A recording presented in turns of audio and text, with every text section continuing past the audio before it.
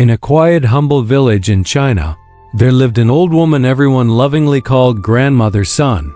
She shared a small, simple house with her young granddaughter May. They didn't have much, but their home was always filled with a special kind of warmth, a peaceful quiet, and a gentle happiness that money could never buy.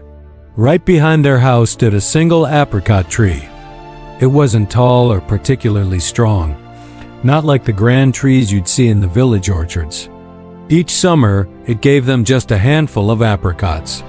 But these weren't just any apricots. They were golden, soft to the touch, and sweet beyond anything you could imagine. May adored those apricots. But deep down, a part of her wished for more. One sunny afternoon, while watching the tree, she turned to her grandmother and asked, "Grandmother, why does our tree give so little fruit? If it gave us full baskets, we could sell them at the market. We could buy better food, new clothes, and so many nice things." Grandmother Sun smiled her gentle, knowing smile. She reached up and carefully picked the very first ripe apricot of the season. "My dear," she said softly, "this tree already gives us exactly what we need.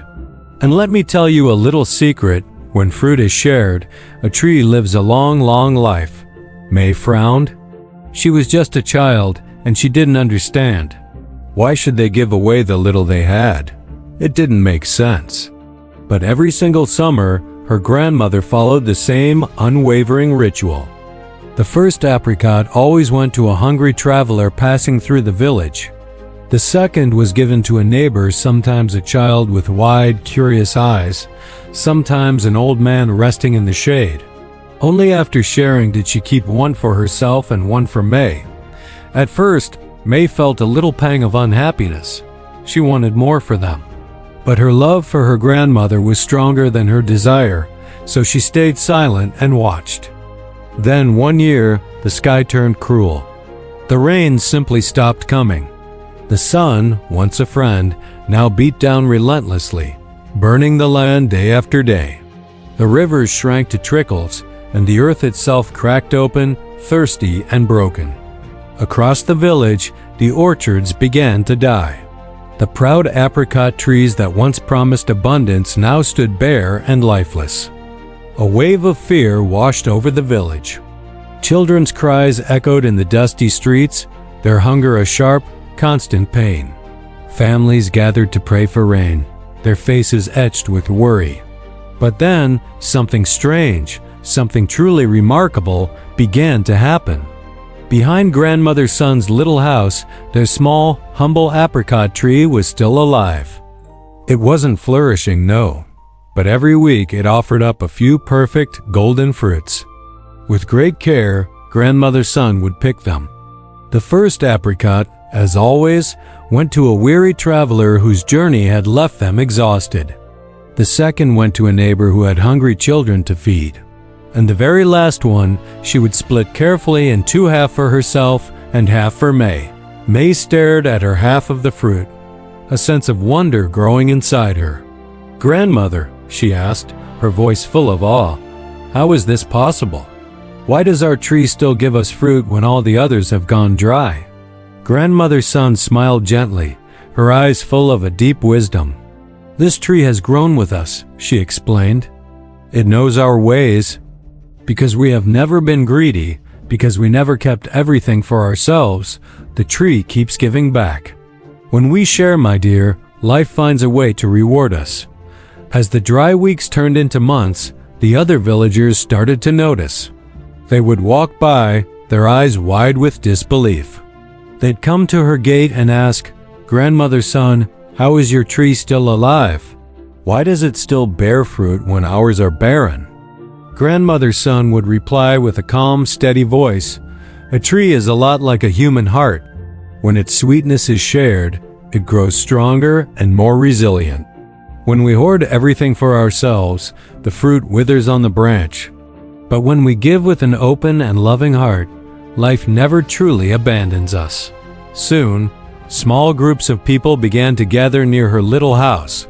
Grandmother Sun never hid the fruit. She gave it away, one by one, to anyone who was in need. She never asked for money. She never even asked for a word of thanks. She would simply say, "Take what you need," and leave a little joy behind. May watched it all unfold.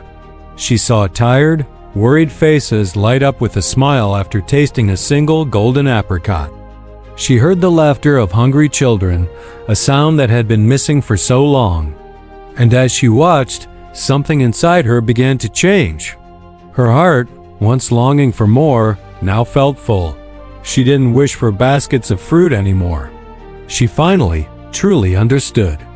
That summer, though they had very little, they never went hungry. What they had was always just enough. When the rains finally returned, it was like the world was waking from a long, bad dream. The orchards bloomed again, and life slowly returned to the village. But the people never forgot the story of the single apricot tree that kept on giving when all others had failed. Years passed. Grandmother's son grew very old, and May, now a young woman, lovingly took her place. She cared for the apricot tree with the same tenderness, and she followed the same simple rule. The first fruit for a traveler, the second for a neighbor, and only then one for herself. One warm evening, a little village child looked up at her and asked, "Aunt May, why don't you keep all the apricots? Wouldn't you like to eat more?" May smiled, the very same gentle smile her grandmother once had. She handed the child a perfect, golden apricot and said, "My grandmother taught me something very precious. Having more and more things is not what brings true happiness. Real joy, the kind that fills your heart, comes from sharing what you already have. Sweetness doubles when you give it away, but it fades and turns bitter when you hold on too tightly." As she spoke, the apricot tree swayed gently in the evening breeze, its leaves whispering a soft, rustling sound as if it was agreeing with every word. And so, the village learned a quiet but powerful lesson passed down through generations. A lesson that life stays sweet not by how much we keep for ourselves, but by how much we are willing to share. Thank you so much for listening. If this story touched your heart, please consider liking this video and subscribing for more stories that warm the soul. See you next time.